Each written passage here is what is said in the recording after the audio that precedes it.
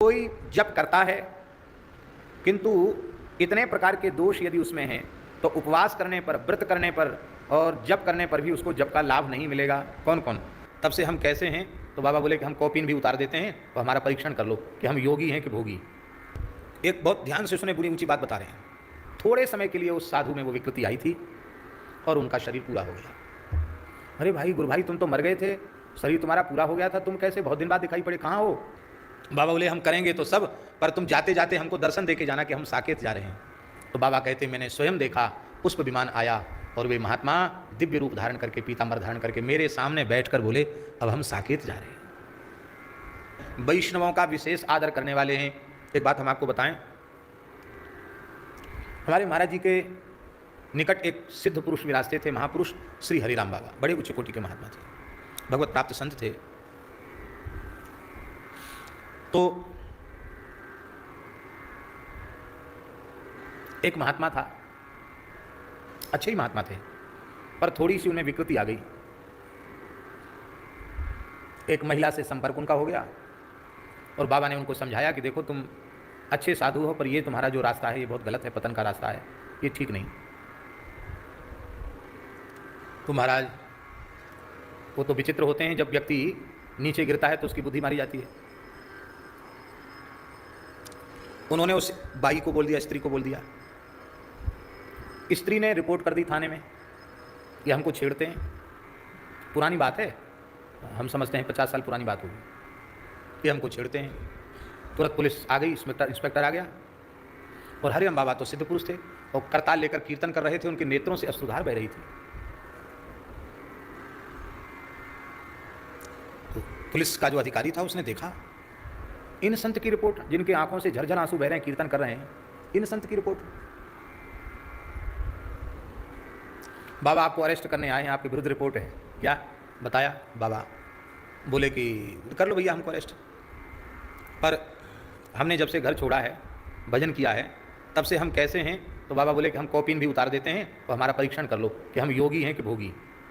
उसने चरण छुए, बोले बाबा आपको तकलीफ दी, और उन्हीं को उन्होंने डंडा वंडा चटका के वो तो चला गया, वो रिपोर्ट खारिज हो गई।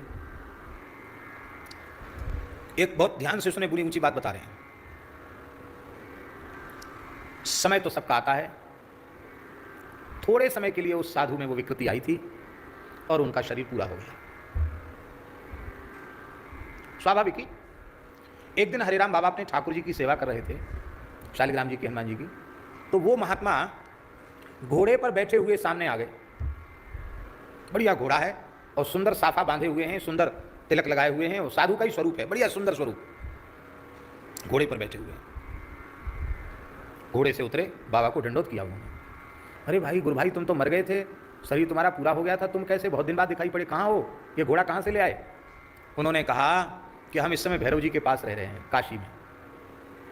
इस समय हम काशी में भैरव जी के पास रह रहे हैं, और भैरव यातना यम यातना से भी भयंकर होती है, क्योंकि यमराज जो वैष्णव है उनको दंड नहीं देते हैं। नाम मात्र के भी वैष्णव है, उनको यमलोक में दंड नहीं है। तो यम यातना से तो हम बच गए, लेकिन हमसे जीवन में कुछ गलती हुई थी, उससे हमको भैरव जी के यहाँ जाना पड़ा। हम भैरव जी के यहाँ हैं। तो बाबा ने पूछा वहाँ क्या? बोले यमलोक से भी अधिक यातना वहाँ भैरव जी के दरबार में है। पर आंख में आंसू भर के उन महात्मा ने कहा कि मुझे वहाँ किसी प्रकार की पीड़ा नहीं है। क्यों? बोले भैरव जी हमारा बहुत सम्मान करते हैं। बोले ये तो वैष्णव संत हैं, हम तो वहाँ राम राम करते हैं और हमको वहाँ किसी प्रकार का कष्ट नहीं है। और कहाँ गए थे? बोले हम नंदन वन से फूल लेने गए थे, क्योंकि भैरव जी भी विश्वनाथ जी की पूजा करने वाले हैं, तो उनके शिवार्चन के लिए पुष्प लेने गए थे, तो स्वर्ग से पुष्प लेके आ रहे थे। बाबा बोले हमको दिखाओ। दिखाए, दिव्य सुगंध, दिव्य पुष्प, ऐसे धरती पर पुष्प हो ही नहीं सकते। बाबा बोले कुछ हमको दे दो। बोले हम बिना उनकी आज्ञा के दे नहीं सकते। तो मेरे सामने आए क्यों? बोले हम इसलिए आए हैं कि जीते जी तो पता नहीं चला तिलक और तुलसी की क्या महिमा है, जब पाठ की क्या महिमा है। अब समझ में आया कि ऐसे होने के बाद भी भैरव जी वैष्णव होने के नाते मेरा कितना आदर करते हैं। अब आप जल्दी करो कि हम राम जी के चरणों में पहुंच जाएं। बाबा ने पूछा कैसे पहुंचोगे? बोले काशी में मेरे निमित्त 1 वर्ष तक वैष्णव ब्राह्मणों को, संतों को एकादशी व्रत कराया जाए, फलाहार कराया जाए, द्वादशी को पारायण कराया जाए, और एकादशी जागरण करके कीर्तन कराया जाए। 1 साल तक हमारे लिए एकादशी ऐसे ब्राह्मण संत करें, उनको दक्षिणा दी जाए, और फिर उद्यापन किया जाए एकादशी का 1 साल का, फिर वो पुण्य मुझे अर्पित किया जाए, तो मैं भगवान की सन्निधि में पहुंच जाऊंगा। बाबा बोले हम करेंगे तो सब, पर तुम जाते जाते हमको दर्शन दे के जाना कि हम साकेत जा रहे हैं।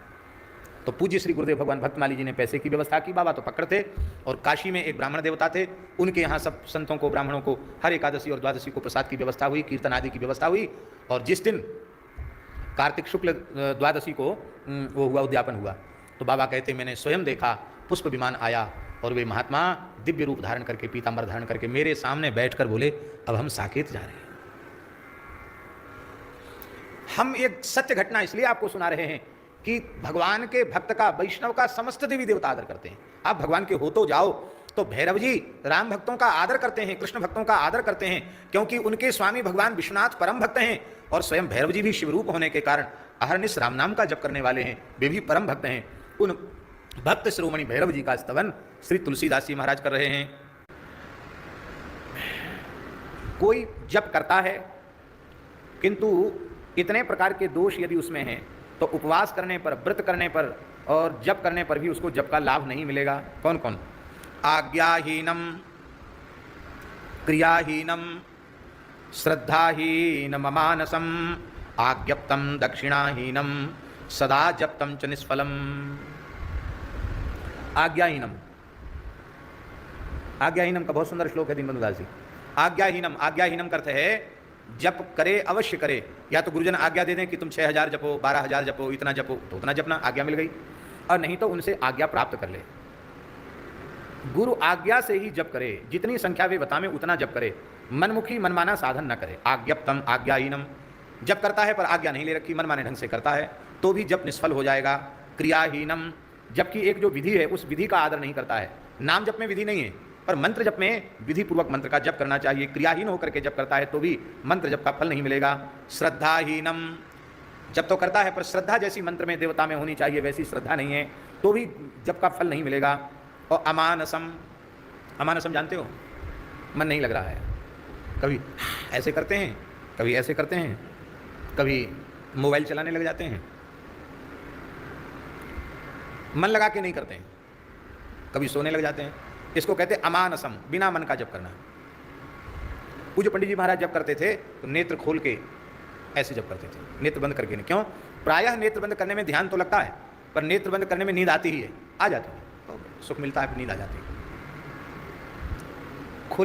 खुले नेत्रों से भी ध्यान किया जाता है। बंद नेत्रों के ध्यान की अपेक्षा खुले नेत्रों से ध्यान थोड़ा कठिन तो है, पर खुले नेत्रों से ध्यान बंद नेत्रों के ध्यान की अपेक्षा खुले नेत्रों से ध्यान ज्यादा श्रेष्ठ है। तो अन्य मनस्क होकर जप नहीं करना चाहिए, मन लगाकर करना चाहिए। आज्ञप्तम,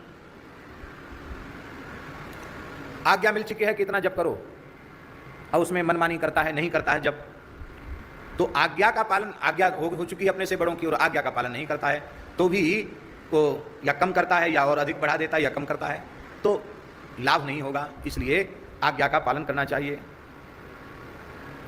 दक्षिणाहीनम, ये दक्षिणाहीनम उनके लिए है कि जैसे ब्राह्मण को बिठाया जप के लिए, कहा है तुम जप करो, और उनको प्रदक्षिणा नहीं दी, तो भी मंत्र का दोष है।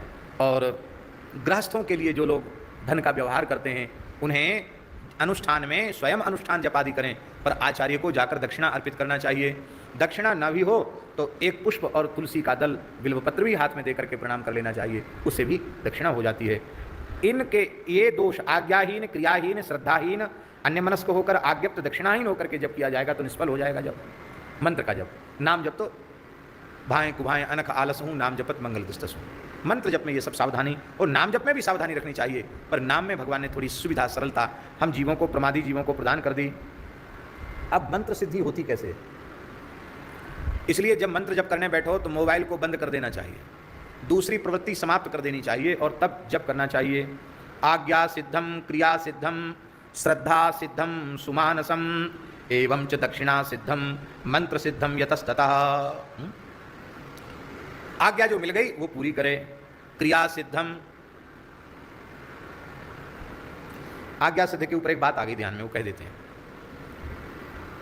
एक ग्वालियर के एक वैश्य थे, उनका नाम था कालीचरण जी। आप जानते हैं कालीचरण जी को, बहुत फोटो खींचते थे उन्होंने, दुर्लभ फोटो करा बाबा के खींच कर बिहारी सरकार के, अयोध्या जी में विराजे। ग्वालियर में कथा भी हुई थी उनके यहाँ। बड़े अच्छे वैष्णव थे, दो भाई थे, दोनों भाई परम भक्त थे। तो ज़्यादा समय वे लोग अयोध्या में ही रहे। बड़ा महात्मा जैसे ही रहते थे, तुलसी के कुंडल, सुंदर तिलक। और कालीचरण जी, श्री पूज्य गोपालाचार्य जी महाराज की भी बड़ी कृपा थी। वो प्रेम में उनको खाली चरण कहते थे। वो खाली हाथ आते थे तो कहते थे, अरे कालीचरण जी आप खाली चरण हैं, हंस करके बोलते थे। और अपने महाराज जी के पास भी आते थे, सभी संतों के पास जाते आते थे। तो अयोध्या जी में परम सिद्ध संत श्री गोकुल भवन वाले परमहंस जी महाराज, जिनका श्री विग्रह मलुक पीठ में भी मंदिर में विराजमान है, पूज्य श्री स्वामी परमहंस श्री स्वामी राम मंगलदास जी महाराज, बड़े उच्च कोटि के महात्मा थे, जीवन मुक्त भगवत प्राप्त महापुरुष थे। सतयुग त्रेता द्वापर के ऋषि मुनि सिद्ध उनके सामने प्रकट होकर सत्संग करते थे। अद्भुत महात्मा थे, अद्भुत महात्मा थे। उनका जीवन चरित्र, उनकी अनुभव वाणी पढ़ने योग्य है। उनके एक से एक बढ़कर सिद्ध शिष्य हुए हमारे परमहंस जी महाराज भी उन्हीं के कृपा पात्र हैं। समर्थ महापुरुष थे गोकुल भवन वाले परमहंस जी। तो कालीचरण जी उनके पास पहुंच गए, हाथ जोड़ के रोने लगे, प्रार्थना किया, बोले महाराज हमारे कोई कल्याण का उपदेश हमको कर दीजिए, हम क्या करें हमारा कल्याण हो जाए। पता नहीं श्री परमहंस जी महाराज किस मौज में थे, उन्होंने एक मुसलमानी मंत्र बोल दिया। वो तो सिद्ध थे, उनके मुंह से जो निकल जाए। शायद हमें जैसा याद है, हमने स्वयं कालीचरण जी से सुना। परमहंस जी बोले, ला ला ला इलाहा इल्लल्लाह मुहम्मद रसूलुल्लाह, ये जपो, जाओ कल्याण हो जाएगा। क्या बोले? ला इलाहा इल्लल्लाह मुहम्मद रसूलुल्लाह, ये जपो कल्याण हो जाएगा। अब ये तो बेचारे कांप गए। करह बाबा का मैं शिष्य, राम मंत्र जपने की आज्ञा देते तो भले ही जपते, हम सीताराम सीताराम जपने की आज्ञा देते जपते। क्या विचित्र मंत्र सुना दिया, जा जपो इसको, ला इलाहा इल्लल्लाह मुहम्मद रसूलुल्लाह जपो। चले आए, पर गए नहीं। 2-3 दिन बाद श्री गोपालाचार्य जी महाराज की कथा में पहुंचे तो उन्होंने बताया कि महाराज हम वहाँ गए थे, गोकुल वहीं पास में ही है, वहाँ से गोकुल भवन गए थे। वहाँ तो परमहंस जी महाराज ने हमको ये कह दिया।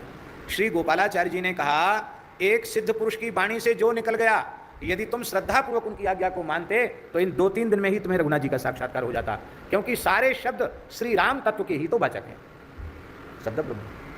तो आज्ञा जो मिल जाए, आज्ञा सिद्धम, मंत्र आज्ञा सिद्ध होता है। आज्ञा हो जाए भजन की, उससे सिद्धि हो जाती है। आज्ञा सिद्धम क्रिया सिद्धम, जो मंत्र के जब की क्रिया है, विधि है, उससे उस पूर्वक करने से सिद्ध होता है मंत्र। श्रद्धा सिद्धम, श्रद्धा होगी तो सिद्धावस्था प्राप्त होगी, श्रद्धा से मंत्र सिद्ध होता है। और सुमानसम, अच्छे पवित्र मन से, स्वच्छ मन से, खूब मन लगा करके मंत्र का जप करने से सिद्ध होता है सुमानसम। एवं च दक्षिणा सिद्धम मंत्रम सिद्धम यतस्ततः।